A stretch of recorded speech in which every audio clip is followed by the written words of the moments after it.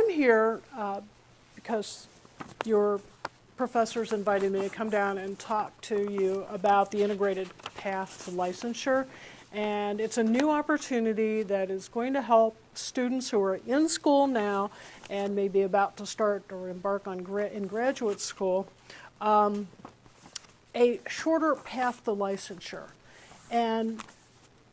But the important thing to keep in mind is without losing any of the rigor of the current process. So there will still be the ARE, the Architect Registration Exam, will still be required. The IDP will still be required. That's the Intern Development Program, but it's being relabeled this summer. It will be called the Architectural Experience Program. Or is it Architect Experience Program? Yeah, I haven't even got my head around this change yet.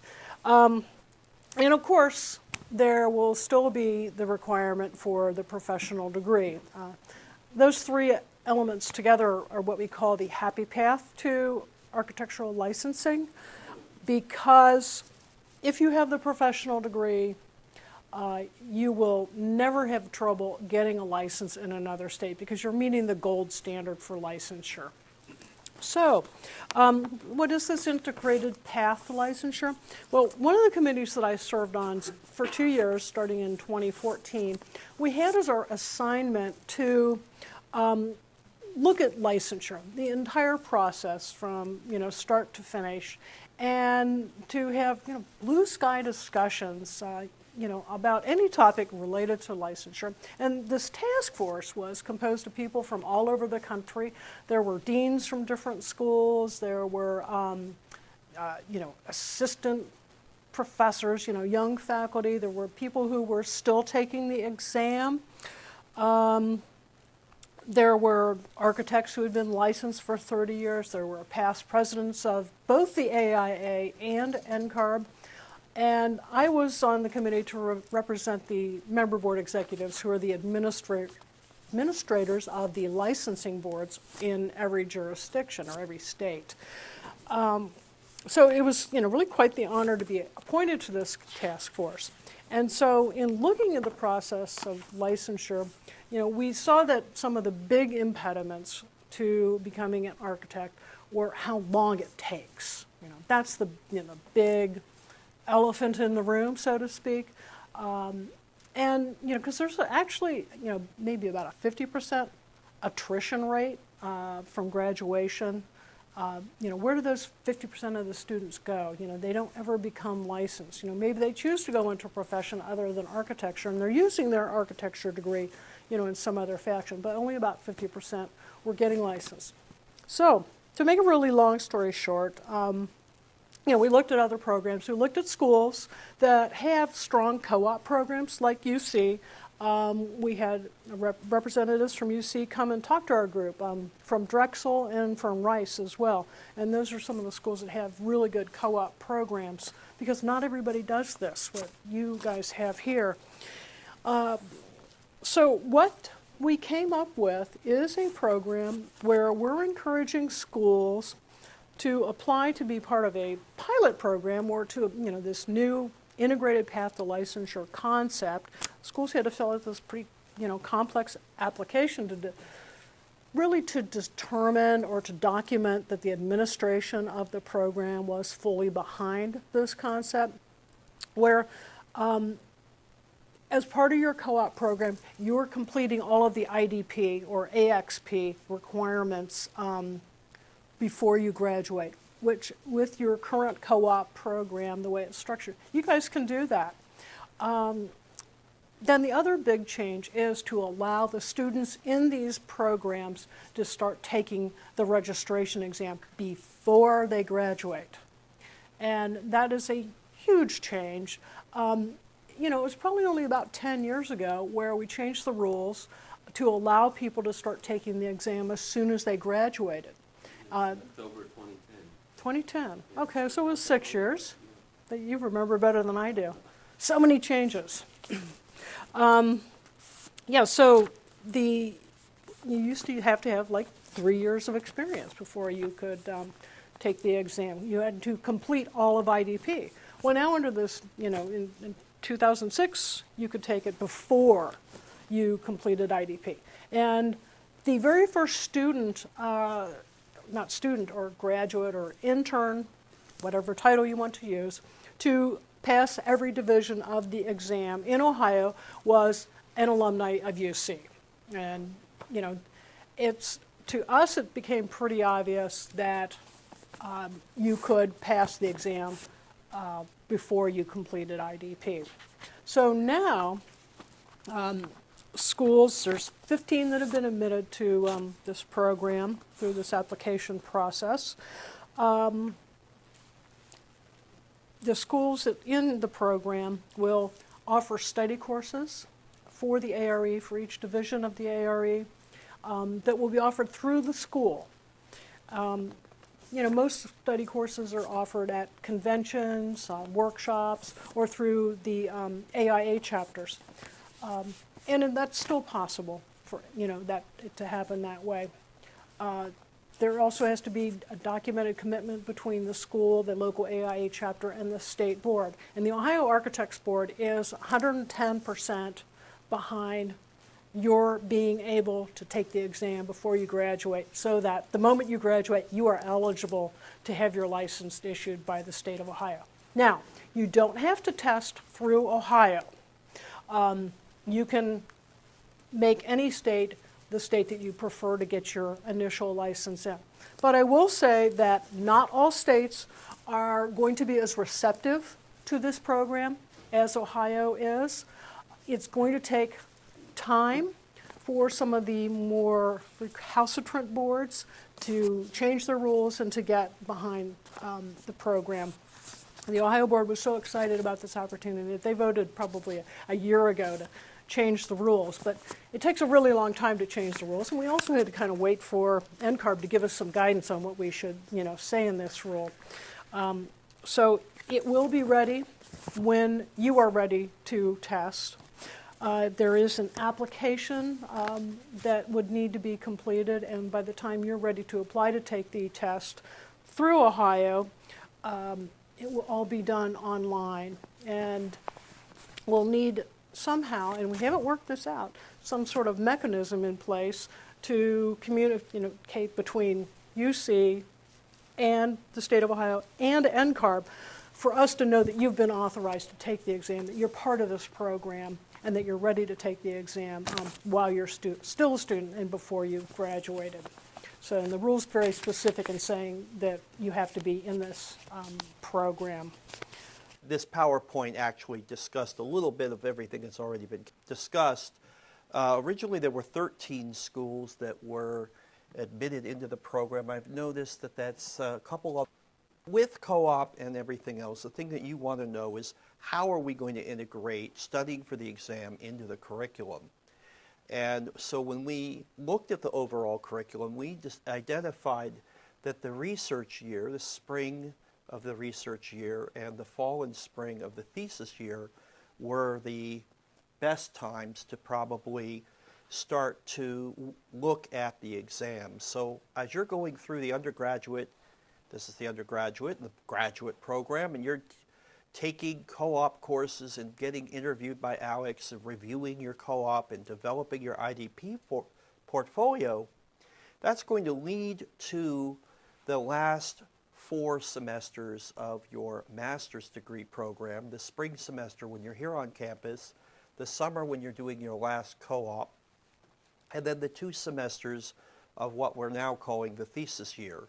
And during that time, we're going to have an ARE exam prep course worth 1 credit in the spring semester, 2 credits in the fall semester, and 1 credit again in the last spring semester, with the idea that you'll take 2 segments of the ARE after the first course, take 2 more or 3 more segments actually after the 2 credit course, and then take the project planning and design exam after the final ARE exam prep course, so that you'll have 4 credits of exam prep spread out over 1 calendar year, but everything finished up in late February of that final year so that you'll be able to concentrate on your thesis project, whatever that might be, and have all of this out of the way. Those 4 credits will count as professional electives. So if you're worried about integrating this into the overall degree program, don't worry, all these courses will carry credit that will count towards the master's degree. In terms of scheduling this, we really had to think about where the ARE 5.0 was going to be offered. And so we were beginning to think that we might start these prep courses in the spring of 2017. That gave us some slide if the exam didn't come out on time, since it's going to come out at the very end of this year. And the intention then is that the first classes that might finish the entire program or as graduate students would be the class that would finish in the spring of 2018. That is this year's entering class of graduate students. But at the same time, we're going to be looking at undergraduates in their 4th year to get them involved with the program so we know that they're going to do half their IDP as undergraduates, half as graduates, and we want to identify students who have the breadth of experience and are very serious about licensure and get them into the program as a bridge from the undergraduate to the graduate program. Some few students may be able to enter the program from outside UC as graduate students, but they'll need to have had already 2,000 hours of IDP credit in order to become a part of the program and take the exam during that final graduate year. Hopefully that will answer some of the questions that you had.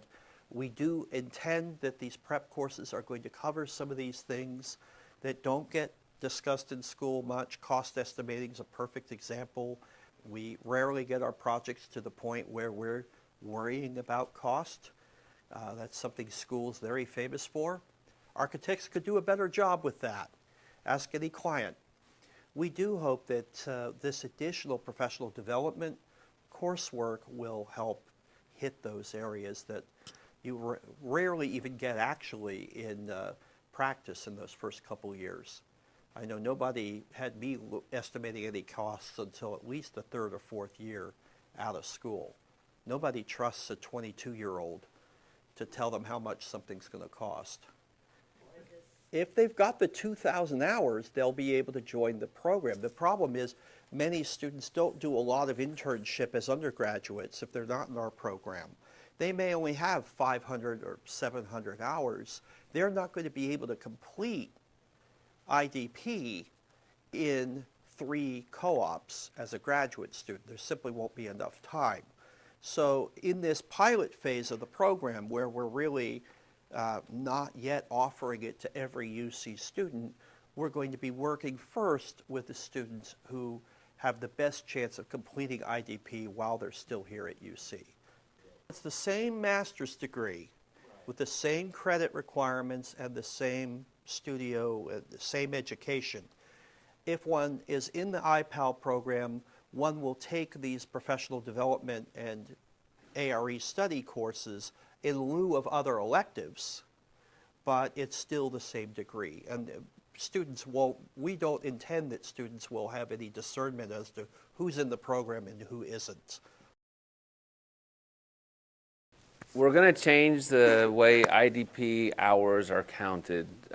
Basically, we're going to take the way that it's done right now, which uses 17 different experience areas in 4 categories. And we're going to group those into 6 categories, but won't break it down any further. What that does essentially is makes it easier to finish IDP in a shorter amount of time.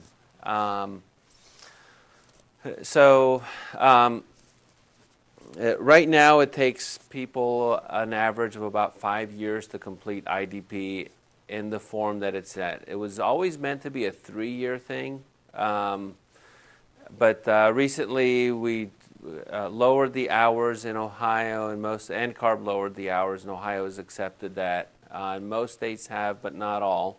That's That's what Amy meant when she said some states are a little more calcitrant about about being able to take the exam in that particular state. A couple examples are New York, Kentucky is another that still has not. It still requires us to do it in 3 years instead of 2.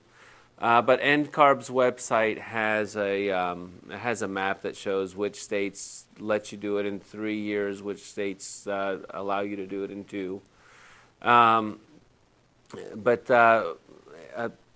Now it's actually possible, if you're strategic about the way that you do your internship, you can finish it in about 2 years, actually 3,740 hours. It's meant to take about 2 years, and with our co-op program, if you combine the undergraduate and graduate co-op program, you'll have at least 2 years worth of co-op. Some students, a freshman student could probably work the summer before they start their first co-op, and the summer between their undergraduate and graduate program, and have close to 3 years of full-time experience in by the time they graduate. So that should give students enough opportunity that even if everything doesn't count, or if they can't get all their work in the proper categories as efficiently as they would like, there's still enough in there that you could go ahead and finish IDP.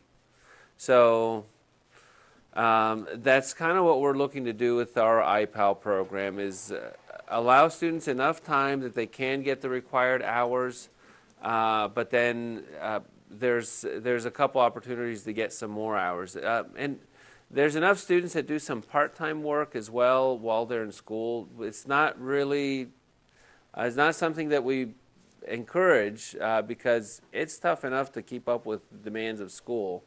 But some students work a little bit part-time, and even that would count towards IDP as well if students do it.